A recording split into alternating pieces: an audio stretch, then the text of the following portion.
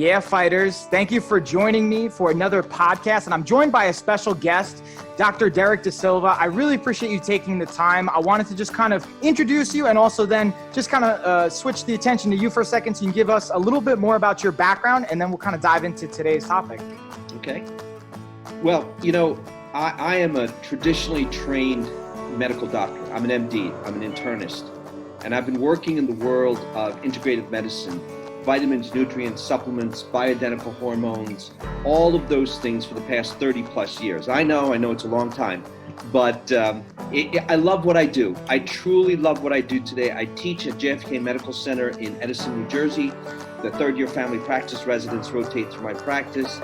I'm very active in my office. I still see patients. I'm here in New Jersey. I've done all kinds of fun things, but I think the important thing is that we get the information out to people of what to do, how to stay healthy, because ultimately, Michael, the responsibility remains on the individual. Don't expect your coach, your health coach, or your doctor, or whoever it is, not even your spouse. Because a lot of people say, well, my wife made me come here. Well, okay, but you got to get your butt there because it's important. I think that's well said. I really appreciate what you just said, and I want to highlight that to everybody, is the ownership of your actions and ultimately taking full stock of that ownership and inventory of that. And I wanted to just mention really quick before we dive into everything, a quick shout out to Serena and Regenerative MD Practice, as well as just a reminder to everybody, if you want to follow Dr. De Silva on social media, we're going to have your Facebook as well as your Instagram below. It'll also be on the bottom of the screen as well as in the description. And the supplements we're going to talk about and dive into there, the link for that's also going to be provided as well, but it's also cs-supplements.com. I highly recommend you guys check it out, but obviously listen to this content because Dr. Silva, I know you're going to drop some knowledge on us, and I'm going to try and just keep up with it and pick the right questions to go with it. So I wanted to just mention that. And with that being said, we're here to talk about, and I was excited to talk to you before this about that idea of just health and the role that supplements and your choices can play in that, and also how essential those micronutrients can be. Because a common time, I think, or a topic that we think about is, macronutrients and fats and carbs and proteins. And I'm not saying those aren't important. Calories aren't important and all that, but the roles vitamins and minerals can play. I wanted to kind of obviously go to that and the role that can play in your health. Sure. Well, the first thing that physicians say to me all the time, doctors and even patients say to me all the time is, why do I need to take these vitamins? Why do I need to take nutrients? Can't I get everything from my food? Food is food. And the word supplement means that it is a supplement to your food, all right? But here's why. You would have to eat 12 bowls of spinach today to equal the iron concentration of one bowl of spinach from the 1930s. Our food does not have the nutrients. There's no crop rotation. Everybody knows this stuff.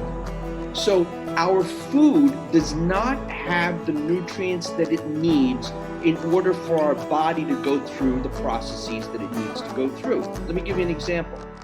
If you have to drive from point A to point B, and there's a traffic jam right in the middle of the road, what do you have to do? You now have to go to point C, maybe to point D, to get back to point B. What are you going to do when you use that accessory road or that alternate road? You're going to burn more gasoline, you're going to burn more oil, you're going to the wear and tear on your tires are going to be more. So the same thing happens in our body. And what happens is that you now burn more nutrients. You're already depleted. So now you're depleting even more. So taking some basic nutrients, a probiotic, a vitamin D, an omega-3, especially in these times, some zinc, some vitamin C. You don't need to go crazy. If you had to pick three, if I had to tell you three nutrients that you should be taking, they would be my number one recommendation for better health is a probiotic for the good bacteria. And you better find out what the best is, because there's a lot of junk out there. And I can talk about technology. Number two is vitamin D. You can't take vitamin D alone. You need vitamin A and you need vitamin K2 combined. A lot of people now have D and K2, but you don't have A. And I have A, and this is the formula I have. And then last but not least, a really good omega-3. So these are the basics. And you know what?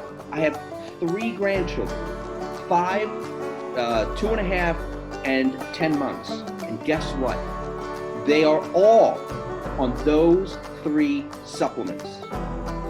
They're all on a probiotic, pediatric, of course. They're all on vitamin D, and they all take an omega. This is how important this is to me. And I want to kind of unpack that first, just by saying I love how you also just have that top 3, because that's such a common question that I think does arise, is what's the priority, and being able to speak from a personal perspective of this is something that you yourself and your family is using, and being able to piggyback on the probiotic piece of it, because I know a lot of information has come out, especially more recently, and hopefully more notoriety to that, making those right decisions on the bacteria that's coming from our gut, the control it has, whether it's on serotonin, or the influence it has in our brain and the relationships there. But I wanted to kind of piggyback on something that you mentioned on knowing the right ones, how to choose that, and potentially the technology or research that goes with that. And also then saying these supplements are things that you also have on CS-supplements, and being able to have from years of experience and researching and refining that. So I wanted to just kind of highlight and pull and speak to that for a second. I've been doing this for 32 years. This is my 33rd year in clinical practice. I've been working with dietary, and this is what I teach, by the way, at JFK Medical Center, the 3rd-year family practice resident. So I'm part of that teaching faculty, and this is what we talk about. There are 4 reasons that we need to take the good bacteria. Number 1, 70% of our immune system resides in our intestine. You want to be healthy, you want to help support the health of your immune system, you got to do that. Number 2, digestion. There are so many people in this country that have digestive issues. It's sinful. And the stuff that's out there that people take, the side effects are just sinful. Number 3, elimination.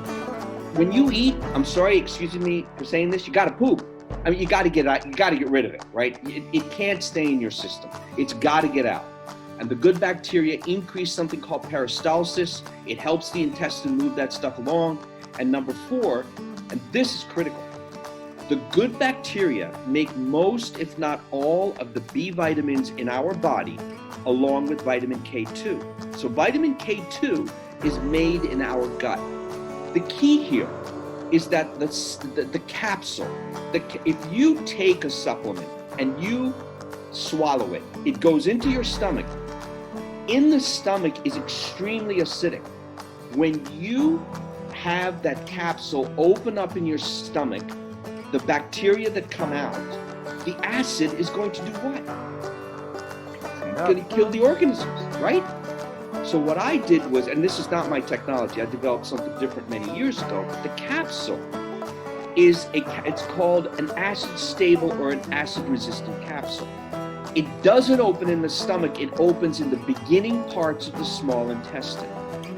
This is where the bacteria go and do what they like to do. Lactobacillus, 2 strains of lactobacillus, Lactobacillus acidophilus, Lactobacillus rhamnosus. They like the small intestine because they like lower pHs. And then Bifidobacter likes the large intestine because it likes higher pHs. You don't need to have 20 billion organisms. Your body can't handle that. You don't need that. If you have the right organisms with the right technology that gives you the right bioavailability, that's all you need. And that's exactly what I've developed. And just to kind of piggyback again on that one more time, is that I feel like a lot of companies try and take advantage of, well, we have X amount in our capsule, we have X amount in our servings, that's why it's better than Y or Z or anything have you. And I think, especially to your point, when we talk about probiotics or that bacteria that's getting in there, knowing, like you said, the amount that we need, but also getting it to the right place and not having it being kind of broken down or digested or burned up, for a very layman's way. Burned up, exactly. In our stomach. So I kind of wanted to just highlight that really quickly. One thing I also was curious to get your thoughts on with when we talk about vitamin D, vitamin A, vitamin K being fat soluble versus water soluble. And if there's something you recommend as a difference between those two, whether it's time of day, what foods to have. I know that's sometimes a common question that comes up as well. I like to tell my patients to use vitamin D in the morning. You know, I think vitamin D is you can take it with food. I mean, in the morning, I take it without food, but I've been doing this a really long time. I think it's a good idea for people to take it with a little bit of food. It gives a little bit buffer in your stomach. One thing I will say though, is I tell my patients, and anytime I do a program like this, never, ever mix your vitamins and supplements with your prescription medicines. Do not do that. We don't know what the potential interactions are.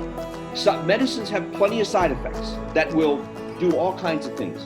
The last thing we want to do is to take a vitamin or a supplement with a prescription medicine, and then God forbid something happens, you end up going to the emergency room and they say, oh, it's got to be the supplement. Well, no, it's probably the drug that's doing that to you. And don't get me wrong, I use and write a lot of prescriptions for medicines every day. But what I am very conscious of is not to abuse prescription medications, because there's a role for them. There's no question that there is. But vitamin A stabilizes the vitamin D. Vitamin K2 keeps the vitamin D and calcium out of the inside of the blood vessels.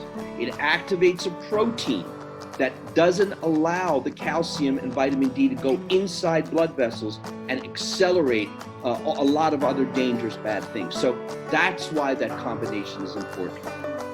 Awesome. And I appreciate you kind of breaking that down. And I also want to be mindful of time, because I know everyone loves this, but we're also going to play with keeping everyone's attention here. I think that's always an interesting concept of nowadays we don't have the same attention span anymore, unfortunately. But there's one thing we did discuss prior that I also wanted to unpack there a little bit, is with the current kind of climate of the world and with health being such a topic, I wish it was always this, kind of important, but for one reason or another, maybe it hasn't been. Being able to look at these supplements, being able to look at the balance and the role they play, and be able to unpack a little bit about how to incorporate that with, if I have concerns around COVID, obviously this is no prescription. This is not saying this is what you should be doing to completely prevent it, but just some things that can help enhance or put us in a better position if possible. Look, this is very simple. And we as a culture want to make everything so darn complicated. This is not complicated at all. You need to do the basics. What are they? You need to sleep. When you sleep, your immune system goes crazy. It regenerates, it rejuvenates. You need to be a good person. You need to do one good deed a day. Whether it's me telling you I like your headset, man, that thing is really cool. I love that microphone that's there. It's a really, I like the setup. I like your background. I love your shirt. Doesn't matter. Hold the door for somebody. Let them out in traffic. Because every time you do a good deed, and I posted this the other day on Instagram, every single time you do a good deed, guess what? It boosts your immune system by 40%. What does that cost? And if I did a good deed to you, my immune system goes up 40%. Your immune system goes up 40%, and here's the cool thing. Every single person that witnesses that good deed, their immune system goes up by 40%. Seriously? Come on. This is data from Harvard University, Dr. Herbert Benson. I'm not making this stuff up. You need to do the other basics. You need to drink water. You need to drink water. You need to stay hydrated. You need to make sure you take some basic nutrients, probiotics, zinc, vitamin C. I'm doing a presentation in a couple of weeks for 500 doctors on the science of vitamin C, on vitamin D, and on zinc.